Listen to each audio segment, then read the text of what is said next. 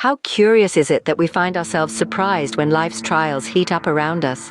It's as if we perceive these challenges as alien or unfamiliar occurrences.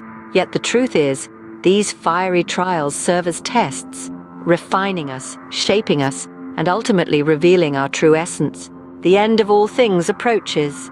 A sobering thought indeed. Yet this impending conclusion calls for a particular mindset. It demands self-control, a sober mind, and a dedication to prayer. Above everything else, love is the key. Love earnestly, love deeply, because love has the power to cover a multitude of sins.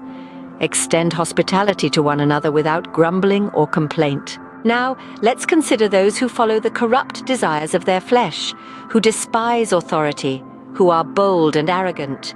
They heap abuse on celestial beings without fear. The time for judgment is nigh, and it begins at the household of God. God, in his divine wisdom, created man in his image and likeness. He granted us dominion over all creatures and the earth itself.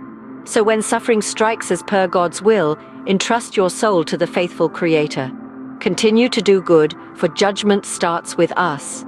The righteous, it seems, are scarcely saved.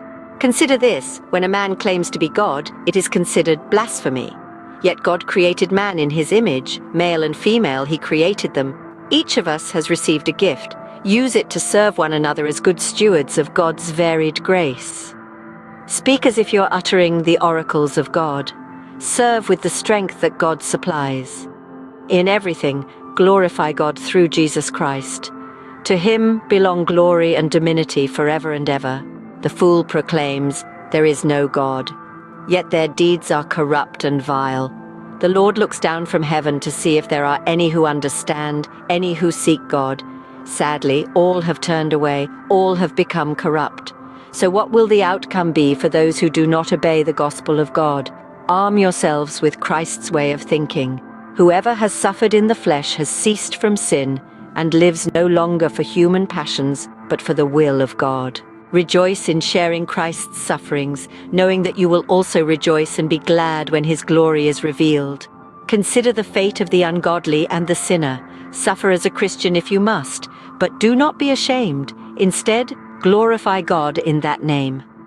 If you are insulted for the name of Christ, consider yourself blessed, for the Spirit of glory and of God rests upon you. The past is sufficient for doing what the Gentiles want to do, living in sensuality, passions, drunkenness, orgies, drinking parties, and lawless idolatry. They may be surprised when you do not join them in their debauchery, and they may malign you. But they will give account to him who is ready to judge the living and the dead. The gospel was preached even to those who are dead, that though judged in the flesh the way people are, they might live in the spirit the way God does. Amen.